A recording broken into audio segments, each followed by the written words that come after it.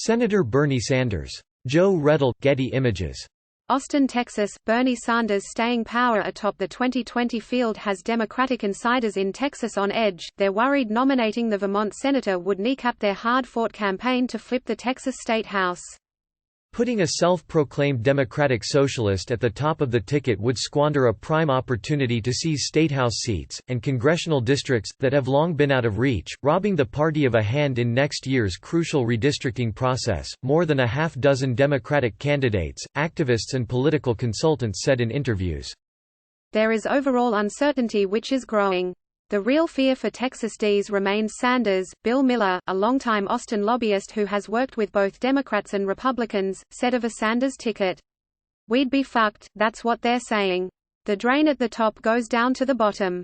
Texas may not be a presidential battleground, but a wave of GOP retirements in Congress, shifting demographics and Donald Trump's lightning rod presidency offer Democrats a shot at real power after 2 decades of Republican dominance.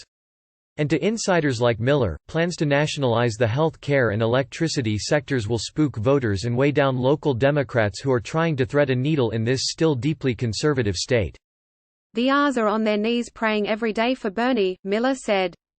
State-level Democrats across the country are also starting to weigh what each contender will mean for down-ballot races in the aftermath of the first 2 Democratic contests, which saw Joe Biden's star power wane, Pete Buttigieg notch a muddled first-place finish in Iowa and Sanders eke out a victory in New Hampshire, a place he dominated 4 years ago.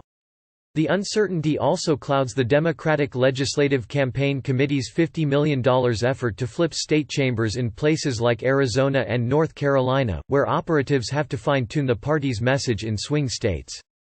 Sanders' rising progressive agenda and the leftward march of Democrats like Elizabeth Warren has divided the party here about how to succeed and what lessons to divine from years of electoral losses borne out of deploying untested strategies they hope will transform Texas into a battleground state. Sanders is a complete disaster and Warren is a complete disaster light, said Texas-based campaign consultant Jeff Hewitt, who has been working in Democratic politics since he served on Clinton Gore's campaign team in the 1990s.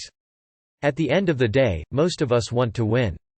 A Buttigieg victory is not helpful to the party's goals in Texas, he said.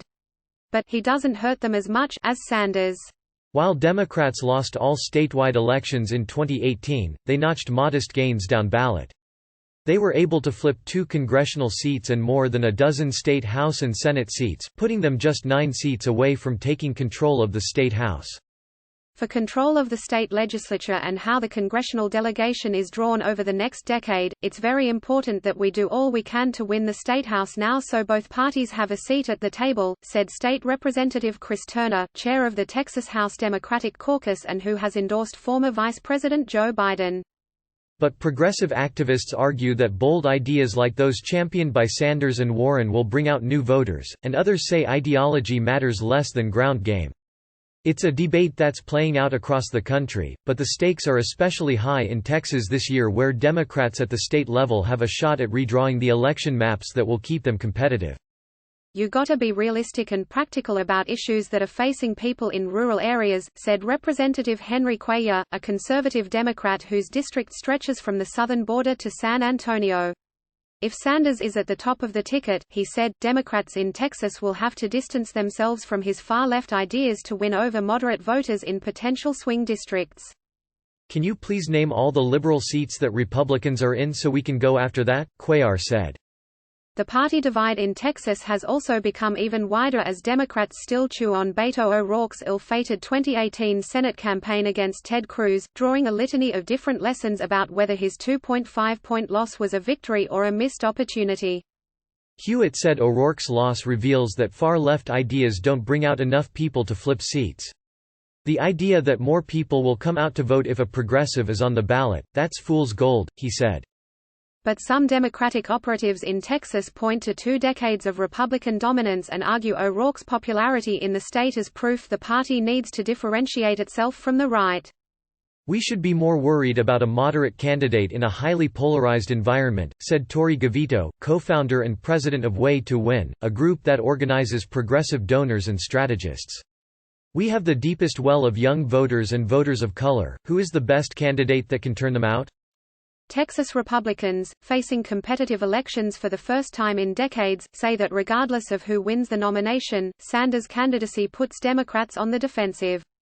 The reality is that every Democratic president candidate has happily endorsed socialist policies, Texas GOP Chairman James Dickey said. Polls have offered little guidance. Biden is still a favorite among establishment figures and led a poll of Texas voters before Iowa, but Sanders surged after the caucuses and Michael Bloomberg is on the rise. It's still a very fluid race, said Joshua Blank, research director for the Texas Lyceum poll. Blank believes that most voters in the state are still making up their minds, but that given the state's sheer size and diversity, Democrats need to focus on building a party infrastructure that's been lacking. It would be silly to say that it doesn't matter who is at the top of the ticket, but I'm not sure what we're seeing isn't more structural than about any individual candidate, he said. Some progressive entrants to Texas politics agree, saying it's more about packaging ideas in a way that appeals to the state's voters. When we are introducing these policy ideas, I don't start off with Medicare for all, said Jessica Cisneros, a progressive who is challenging Cuellar in the Democratic primary. We talk about this idea of having health care as a right, so we wouldn't have to lose a loved one. Despite their clashes over ideology, Democrats in Texas do agree on at least one point: the top of the Republican ticket will motivate many voters.